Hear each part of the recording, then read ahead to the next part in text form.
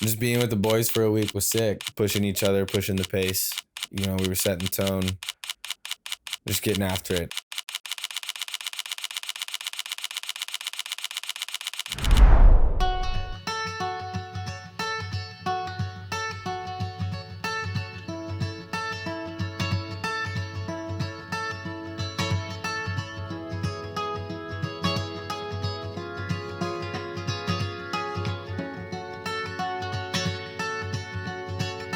I woke up to the morning sky first. Baby blue, just like we rehearsed. When I get up off this ground, I shake leaves back down to the brown. Being in Mexico really, in a way, didn't color too much of our experience because we were kind of in this isolated patch of a climbing community, even though we were in this small town in Mexico. But in another way, obviously, it colored the entirety of the trip just because the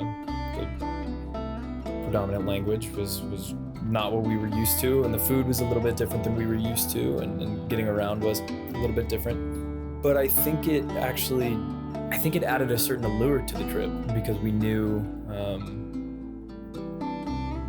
that we were tourists, and I think that it provided a certain reverence of the land and of the people. And I think it kind of commanded a certain respect of being in a place that we didn't feel was ours. It was exciting because people would look at us and clearly we were different, but it never seemed to be in a bad way. It always seemed as though the people who lived in Hidalgo were happy to see us, were excited to see us, and that they were very, very welcoming of the climbers in the climbing community. And everyone that we met there just seemed happy to welcome us into their town. I thought they were a painting. You know, like when we cruised in, when was it, just before sunset? And the mountains just looked kind of gray. It was like, oh crap, like, that's when it hit, like, oh, we're going to the top of that for time wave. And it looks really high up, even though we're really far away still. It was just a moment of awe, just beautiful. The seeming endlessness in one face of the rock was daunting, to say the least. I mean, it seemed like there was a lifetime of climbing just on the first face, and seeing these peaks was just incredible. But these knife edge ridges, and the fact that this one two-dimensional feature actually has so much depth to it and so much dimensionality that offers so much climbing was something to be envied, for sure.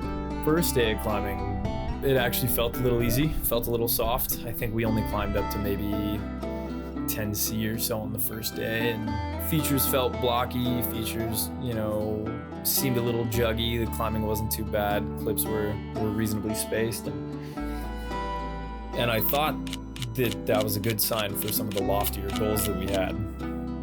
And I could not have been more wrong, but at the very least, we were offered one day of hubris, which was nice.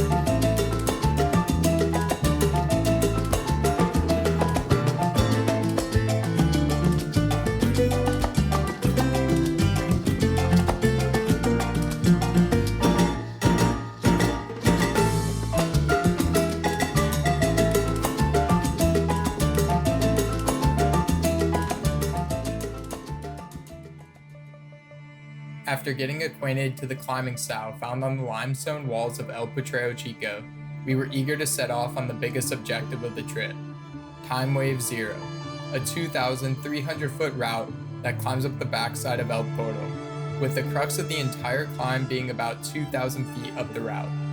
This meant that the summit was guarded by the hardest pitch of climbing on the route, and thus we would have to overcome an epic battle to reach the summit of Time Wave Zero after we have already climbed over 2,000 feet.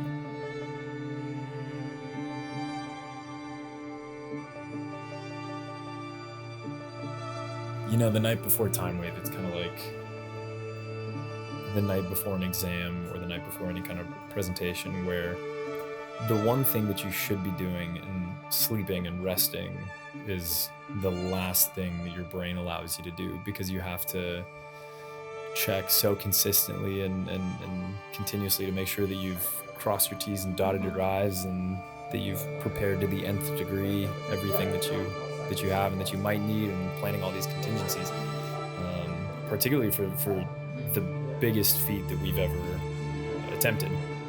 So of course, the night before, when we should be resting, we should be, we know that we've already packed our bags, we know everything's fine, we've looked it over, we've looked over each other's. All your brain will allow you to do is continue thinking about the what ifs and planning for other things, and thinking, do I need to pack that? And I didn't pack that for this reason, but maybe I do actually need it. And a healthy anxiety, I think, filled the air for that entire night, and a certain sleeplessness out of excitement, out of fear, a little bit of everything in between. All of these things that could go wrong are suddenly just like flooding and filling my mind, and I'm just like kind of panicking. But that's when you kind of got to trust yourself that you know what you're doing. Alright, it's 3:50 in the morning. We all woke up at 3 a.m. to start Time Wave Zero.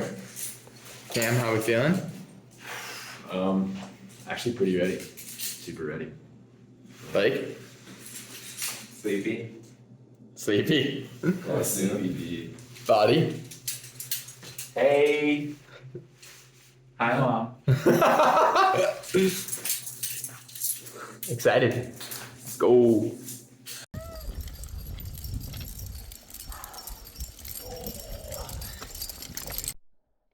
Here we fucking go, boys. Time Wave Zero! Woo!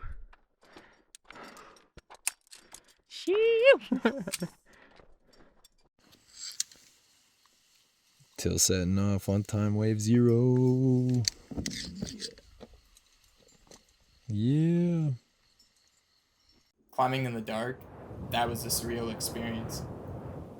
I sort of just locked in and achieved this incredible flow state.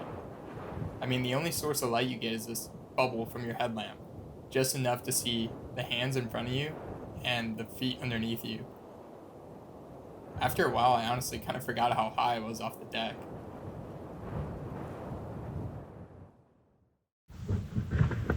So I dropped a draw on pitch 2. And the boys behind us had to pick it up. So that's pretty cool. Great start to the day, just dropping draws in the dark. So we're at the top of pitch 7 right now. Sun's coming out. It's a little after 7 a.m. This is pretty sick. The view is immaculate. Very peaceful, very demure. Very demure. Very modern. Would be a very good place to smoke your cigarette after you maybe had like 2 or 3 sausages and lots of olive oil. And so that's the head wall. So we do some 3rd class scrambling up to there. And then there's actually another party top of the 9th pitch.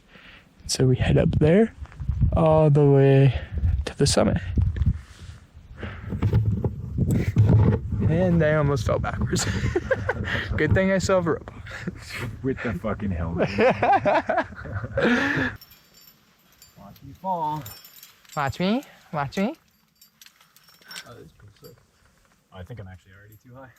I think I want to use.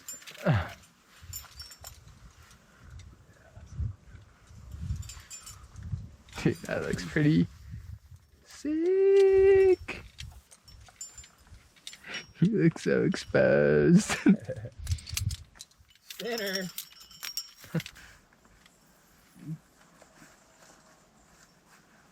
Those cows? Yeah, dude.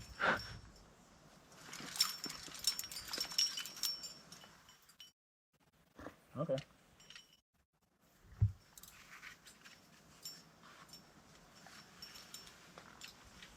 Nice job.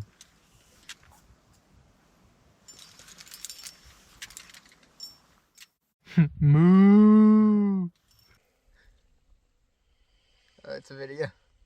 We're hanging out. Siesta time. We're at a sledge. Got a lot more to go. Estamos listo. Sendero.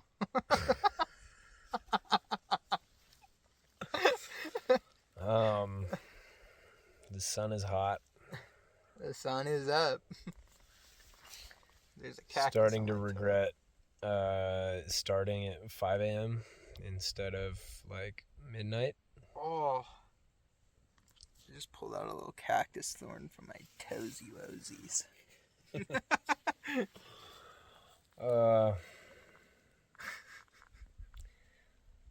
We might just stay here until nightfall. Honestly, it'd be super sick to just bivvy here and send the rest of this in the dark.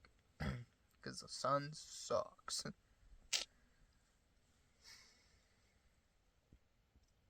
Time will tell. The boys have caught up. My feet, dude. They've made it to the ledge. Boys are cooked and sweaty with broken Achilles. Yeah. Look at, let's see those dogs. Don't look at my dogs. Look at those Dude, dogs. It's the back of the dogs that hurt. The back of the dogs. Oh, that bump isn't normally there, bro. Dude, my whole fucking kennel hurts. I feel like shit. I feel like Tilly's whack bag. The longer we sit here, though, the more rejuvenated I'm starting to like feel. Like I feel like my body's like cooling down a little bit. Oh, that's interesting. Drink a little more water. Okay. Actually, yeah, there is the lightest breeze. There is. There we go. I dude, 5'8". I want this in 5 minutes. 5 minutes, hurry, Jeff. Sending? Because you might be waiting at the anchors for poop to come out. Cruxing, dude. Cruxing. There might be a poop down here, actually. Watch me.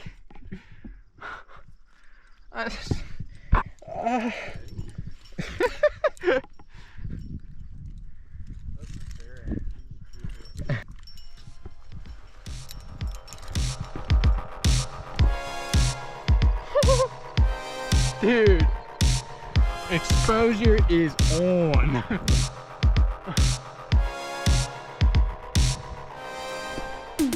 Yeah.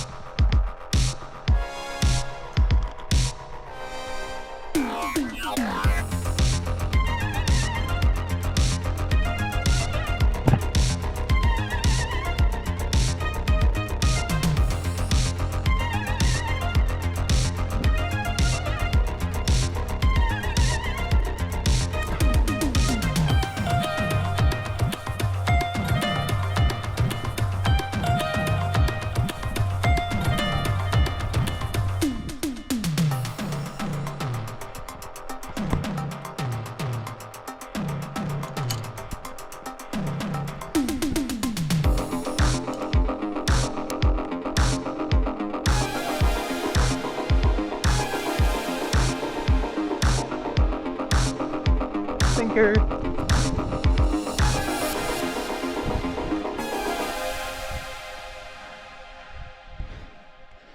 Fuck yeah. It's not over until the Fat Taylor sings, but I think I just sent the 10D portion. I just sent the 10D, one of the 10D pitches. Camion is down below me. About to follow it. We got Bolake and Tijon down below Camion. Beautiful day hanging on a ledge in freaking Mexico. You are locked in on belay. Heard that. Let me get into my zapatos and I will be on my way. Yeah, also, dude, the dogs are barking and they do not want to go back in the kennel. No, they don't. They don't. Look at these things. They don't. Look at these things. Hobbit feet. Oh god, the Achilles. Yeah. Oh, Yeah. oh that one's The so Achilles is bad. a hardened. Just hardened. The Cans dogs, dude. Oh, they're barking so hard. Yeah. That's where it's really good. Rough. These things are meowing. Hit us with the situation, Cam. So we're at the bottom of pitch 21. Crux pitch, 12A. Just topped out the 10D hard. The boys are like 3 pitches below us. It's fucking hot. It is 3:45. We still have a little bit left, so it's gonna be some rapping in the dark. But I'm kind of okay with that because I just want it to cool off. I'm really hot and we're low on water. I mean, we have enough, but just barely.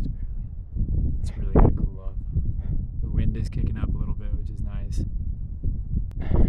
We are definitely 2,000 feet off the ground now. It's pretty cool. The other news is Blake and Taylor are like 3 pitches down. All right, Taylor and I are wrapping down. The top of 17, it kind of seemed inevitable that however far we went up, we weren't going to make it to the top. I was falling asleep on the wall. And 2 5.9s and a 10D to get to us. And they've decided to turn back, which I think is smart. It's a noble decision to make it 17 pitches, 18 pitches maybe, and have the forethought to bail. I think it's what needed to be done. in the meantime, let's get Sendy. I did not have it in me right there. We were hot. We were just kind of beaten. I think we were almost completely out of water. We were both completely out of food with the exception of a little bit of candy. And that definitely is the biggest roadblock after 20 pitches of climbing, is just to be faced with the crux of the entire route and knowing that you can't aid your way through the entire thing.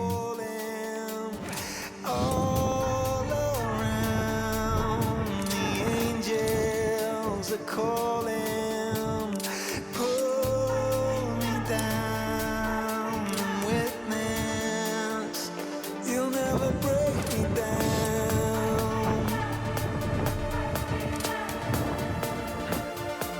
you'll never break me down.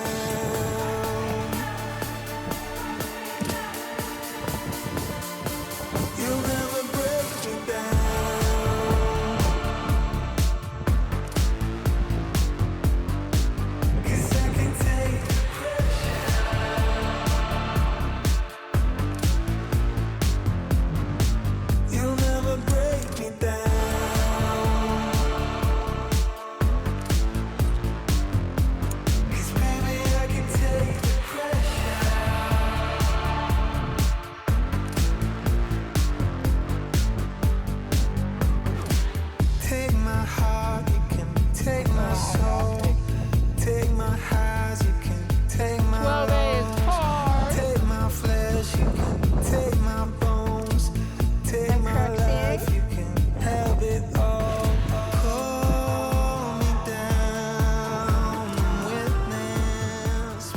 standing at the base of the crux pitch.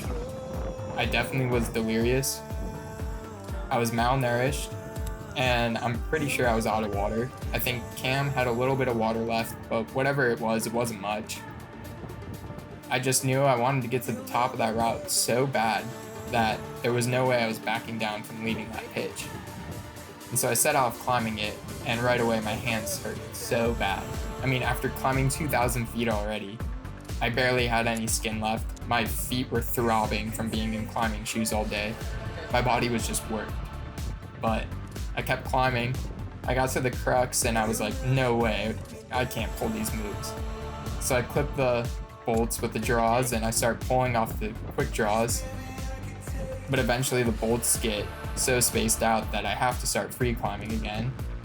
And I get to this one section where I just cannot pull the moves. I'm trying over and over again and I just keep falling. And at this point, I don't think we're gonna get to the top. And I'm like, is this it? Are we getting shut down here?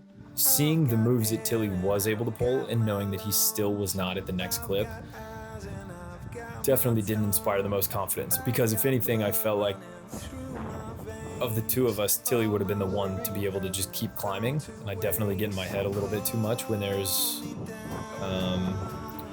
a kickback or a little roof section or an overhang.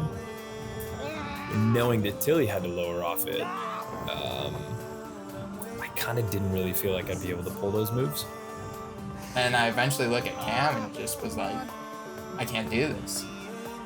And that's when Cam does his little Cam thing, and which is why I love climbing with Cam. He's like, all right, I'll tie in and climb off your high point. So I lower down and Cam gets on and just sends the route. And a brief excitement hits me because I know we're going to the summit now. But also a little bit of dread because I know I have to reclimb this pitch, but mostly excitement. I cannot believe the amount of adversity we had to overcome for this fucking moment right here. Let's fucking go! Time wave 0, baby! Woo! Ooh, ooh, ooh, ooh, ooh, ooh, ooh. You got nothing but freaking Potrero Chico Valley floor underneath you. Yeah, dude. Well, and a shelf, but.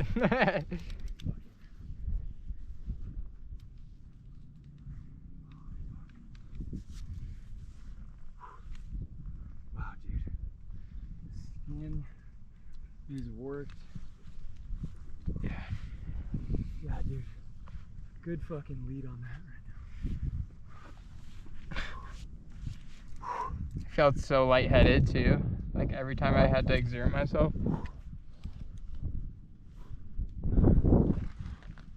Slammer jug up here. There.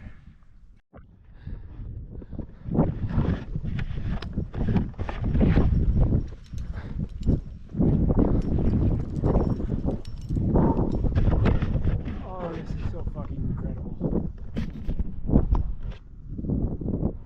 On top of time wave freaking 0. Woo-hoo-hoo! Ow, ow, ow! So freaking sick. Man, I think the dynamic for Tilly and I is really one that is well suited to this style of adventure climbing, because we're willing to forego sanity and proper planning and be too stupid to realize that we probably should have planned better or done things differently, but we'll still make it to the top. And we may have several regrets, but we're gonna get there. I think that both of us were just so stoked to be romping for 20-something pitches and feeling so confident and so comfortable and just feeling like this was just kind of a day of adventure, you know, and that we didn't see it as this huge objective in the moment. We just kind of took it pitch by pitch.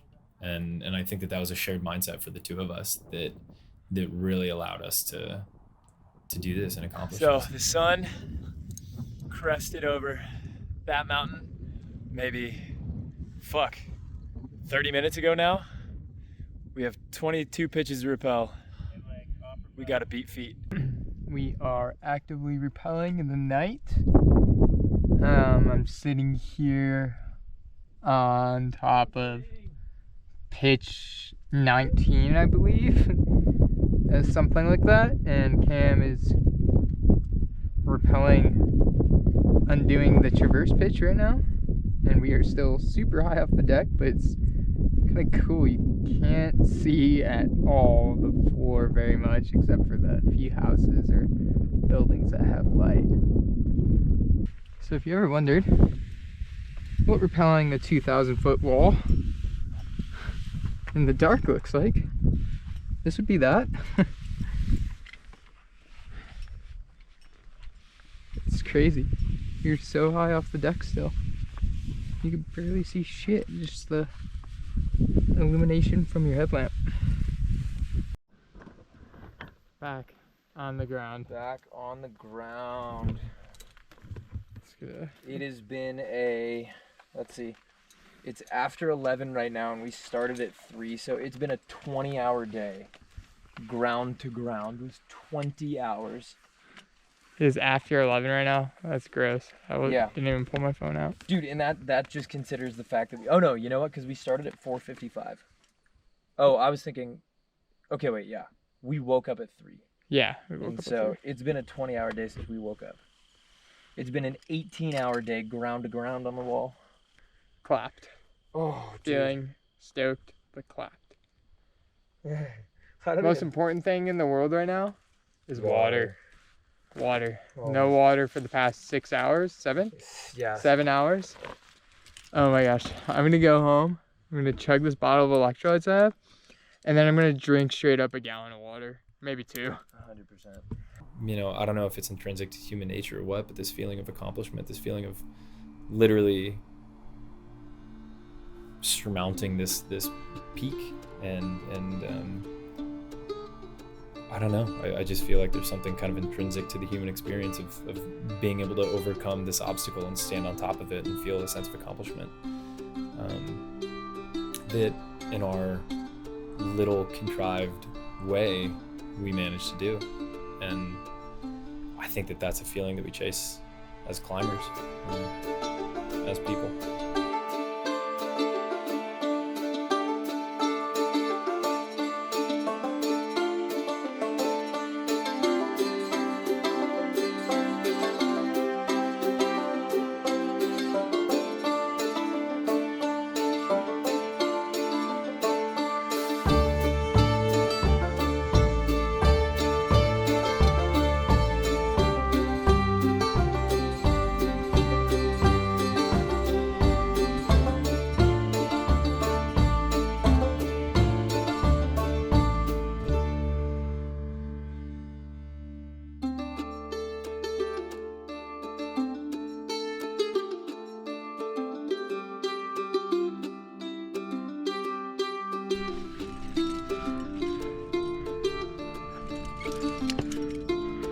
There it is.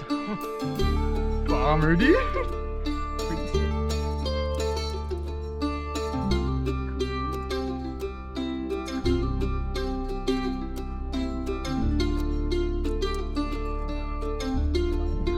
Standing on top of Excalibur right now.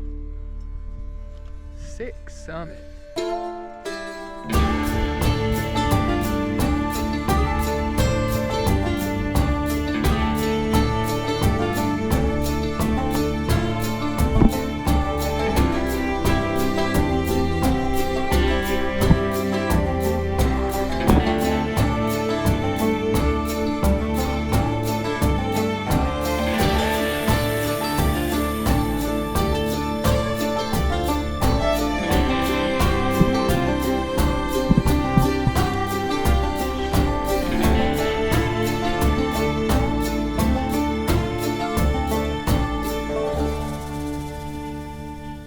Good old-fashioned family fun. Except on the toes. Sick, dude. Sick, dude. So sick. So sick. Out off the couch, 10D. Just flashed the, or onside the crux pitch. Last pitch to finish off the climb. Super cool.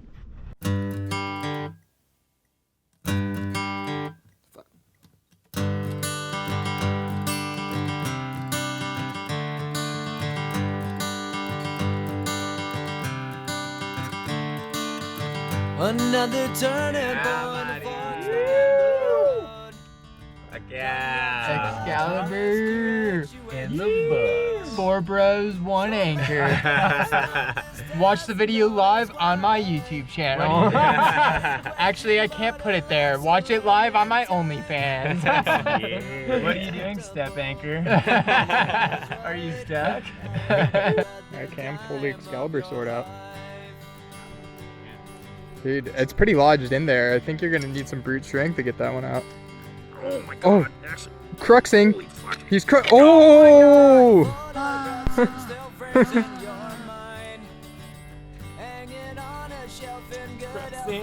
Cruxing, watch me.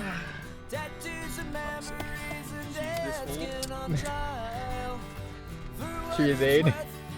Excalibur. No one needs this, obviously. Rock! Happy Thanksgiving. You ready?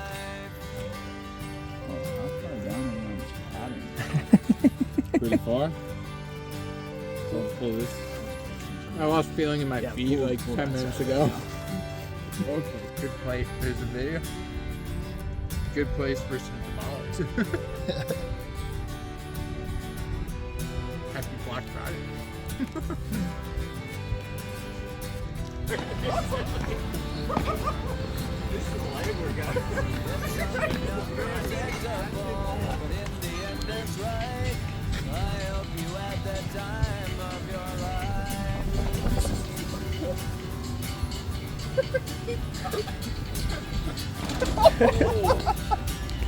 What do you have to say to your fans, Taylor? Hey, I don't know, dude. I'm so fried right now.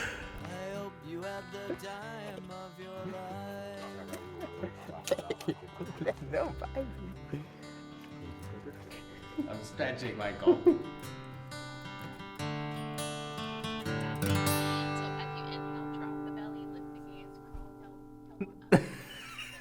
Sounds hard. Yeah, that peak right behind me up there, that's the top of Time Wave 0, and we were standing on that 3 days ago. 3 days ago. Yeah. Yeah. Happy Thanksgiving. Happy Thanksgiving. No better way I'd rather spend it. Climbing with the boys.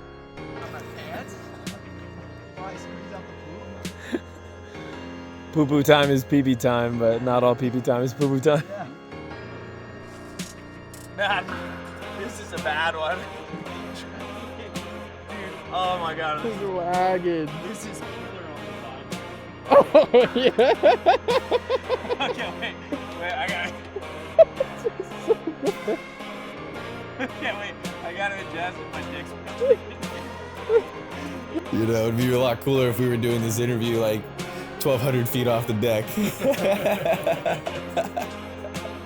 If anyone wants a picture of Taylor's bare ass, just go ahead and message me on Instagram. Don't ask me how I got it. I'm just kidding. Pour me something tall and strong.